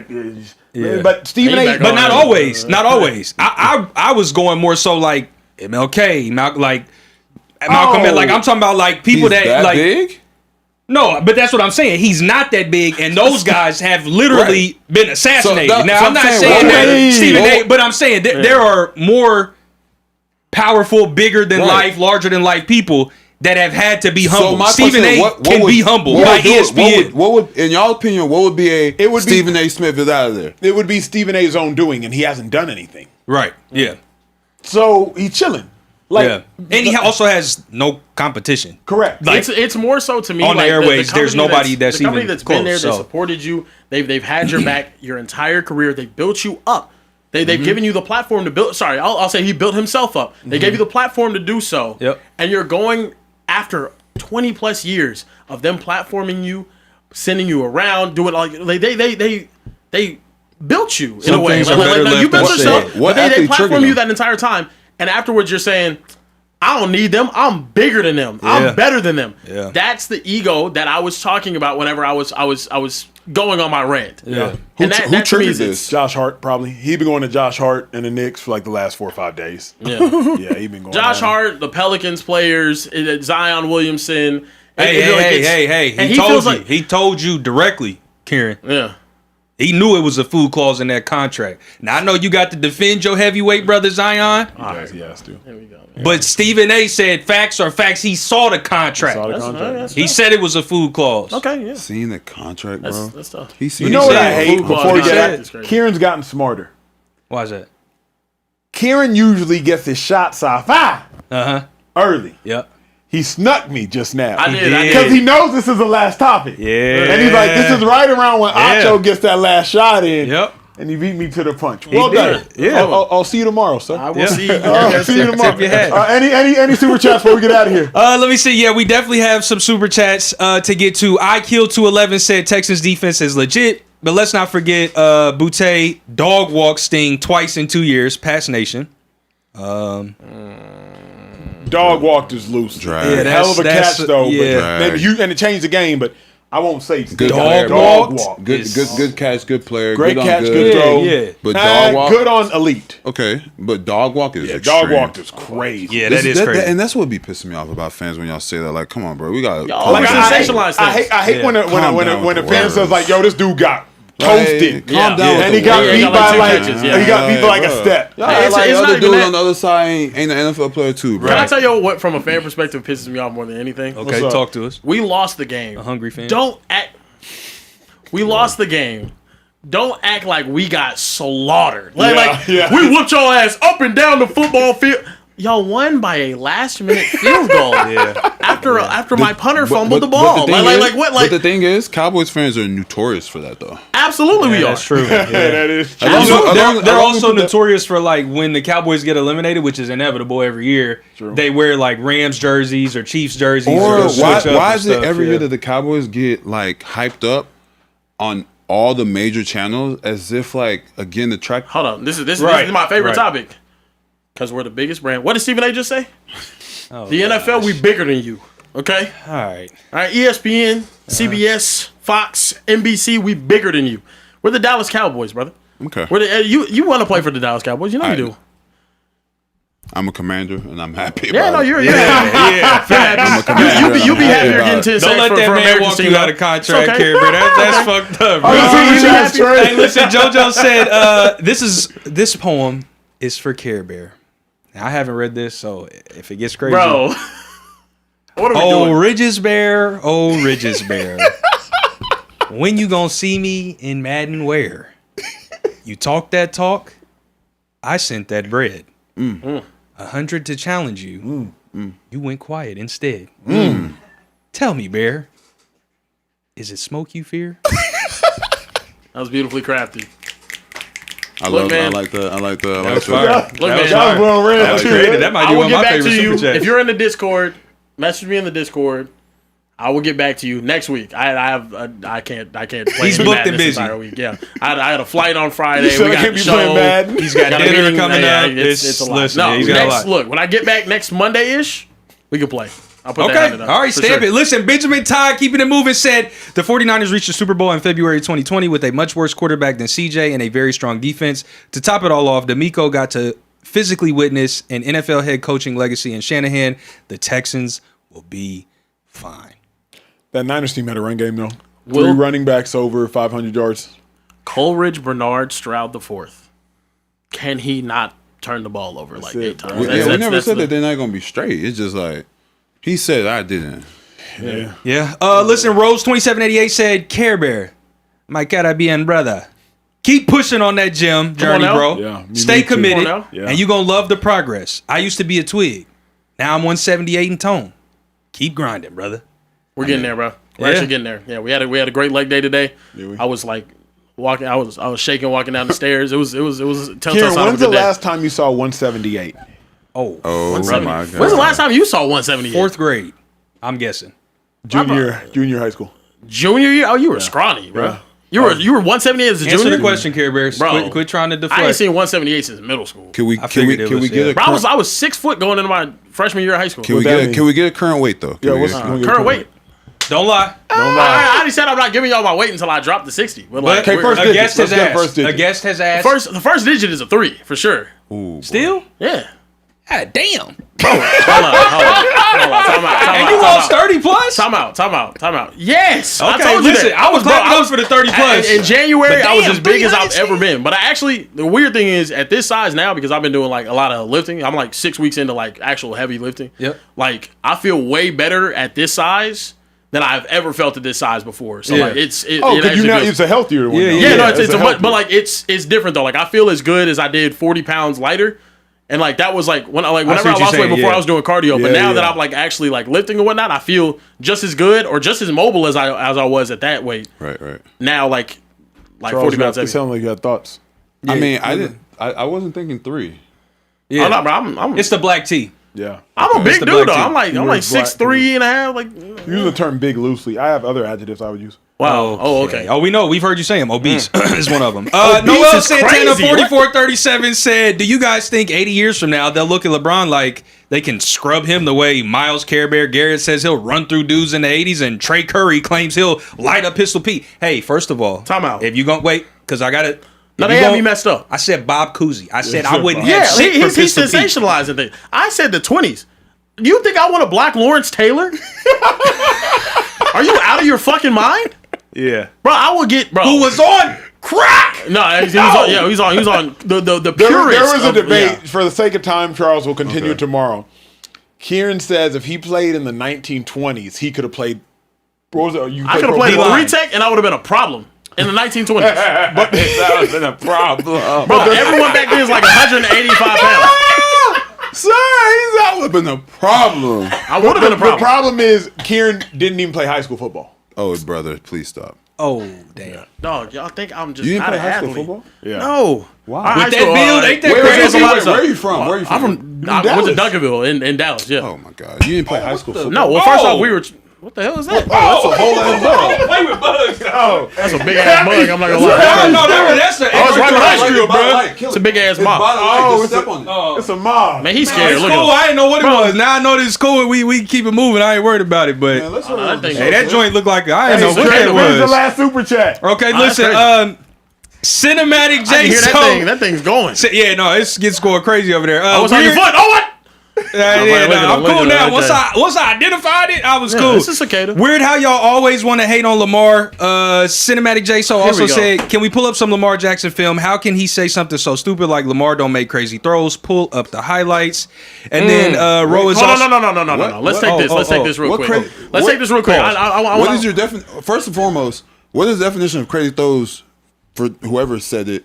And I've played against the dude, bro. Chuck, they don't care. It's Eagles fans with Jalen Hurts and it's Ravens fans with Lamar Jackson. Levante David came out and said, nah, like we really weren't worried about Jalen Hurts. Eagles fans was like, hell no. Now they're calling you stupid for playing in a playoff game against Lamar Jackson. Bro, like crazy throws. And get the strip set. And getting the strip set. Like he only played against him in the NFL. I've seen What does the he know? crazy throws from Pat. I haven't seen Lamar do that. Yeah. I haven't seen him do it. That's a good point. He makes crazy plays. Crazy plays, but good example. When we played Dallas at Dallas, and Pat threw a deep pass to X. Bro, that was crazy. You know what I mean? Yeah. This past year where he ended up like stumbling, ended up like firing. Yeah, that was crazy. He's done it That versus was the Chargers the first yeah. game in Brazil. Bro, he did it. They was getting smoked against the Buccaneers, and he threw a pass horizontally. Sideways. They hit somebody Literally. around in You're the not face. seeing Lamar do that. It's a crazy throw. Yeah. Not to say that Lamar doesn't make great passes. Crazy and great, two different things. Yeah.